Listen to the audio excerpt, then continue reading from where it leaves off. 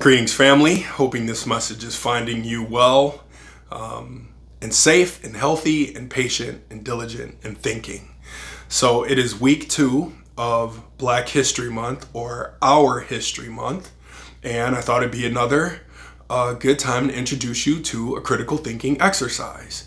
And this one is going to focus on time and distance. It is also going to draw into your thinking or consciousness a phrase. It takes 2 generations to forget and 3 to not care. It takes 2 generations to forget and 3 to not care. So here's how I'm going to set it up. In 1857, there was a Supreme Court case, the Dred Scott case. And in 1857, the Supreme Court ruled that even if you are born in a free territory, if you are black, which would make you a descendant of a slave, you are property. Property is not afforded constitutional rights that human beings get. You're property. So nothing in the Constitution applies to you, whether you were born in a free state or not. Well, how long did it take for us to free then the slaves?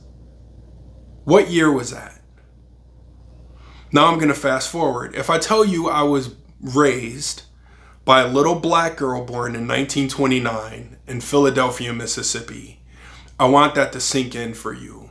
Imagine life for that little black girl in Philadelphia, Mississippi in 1929. One of the reasons years ago I made the conscious decision, which I know bothered some and excited others, neither emotion moved me. I do not like that Black History Month had turned into a conversation about those people down there back then. Those people down there back then. Let's go back to 1929 and my grandmother. Can we please stop killing off her grandparents and parents automatically? They're part of the story too. So that little girl was raised by grandparents and parents. If you know, then when we freed the slaves, you would have an understanding of what was that little girl's lived experience, what was her understanding, and what were her inherited truths. Then that little girl born in 1929 has a baby born in 1950. When was Brown versus Board of Education? So I could do this lineage thing, right? And then I'm born in 74, right? Or we could ask better questions of one another during this month, since we're not together at lunches and brunches and just thinking for once. Let's ask a different question of ourselves. For example, I have a son, a teenage son. I could ask my son, tell me when or what year the Brown versus Board of Education decision happened. Or I could say, how old was your grandmother when she could go to school wherever she wanted? And how long did it take her to feel comfortable doing so? When was Brown versus Board of Education? How old was your grandmother? That's how we make this make sense. That's how we make it more meaningful. So here's what I want you to do. Instead of rattling off years and dates and thinking that helps you be better about understanding our history, I want you to look around the room, regardless of age or generation, and ask them one of 2 things. What has your experience been, or what is your understanding of? Fill in the blank. Civil rights movement. What is your experience with? Will yield a different answer than what is your understanding of? My grandmother did not study the civil rights. She lived it. My mother did not study the civil rights movement. She lived it. So yielding a different answer is rooted in the question you ask. So then I also said it takes 2 generations to forget and 3 to not care.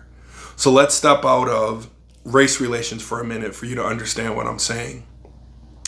My grandmother studied World War II. So did my mother.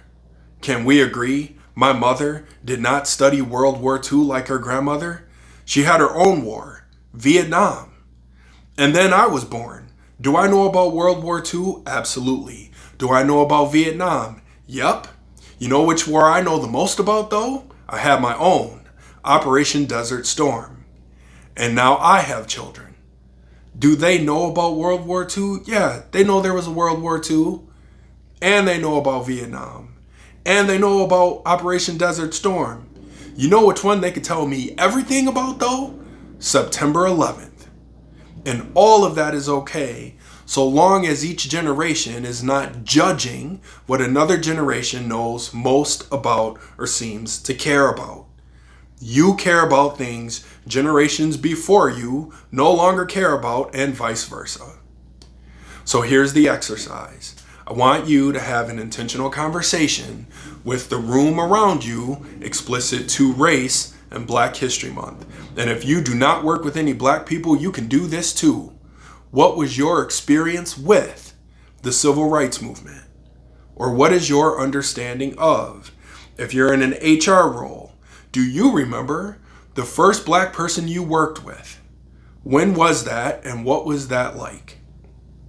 If you are Black and you are the only one in a role of leadership or authority, I want you to have an explicit conversation about how your lived and learned experience is influencing how you lead the team around you.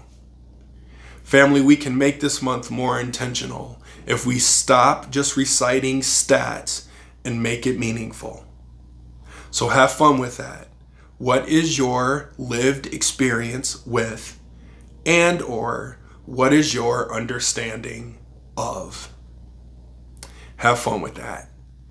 I hope this, again, is finding you well and safe and healthy and patient and diligent. And most importantly for me, I hope it's finding you thinking. Be safe, everybody. See you again soon.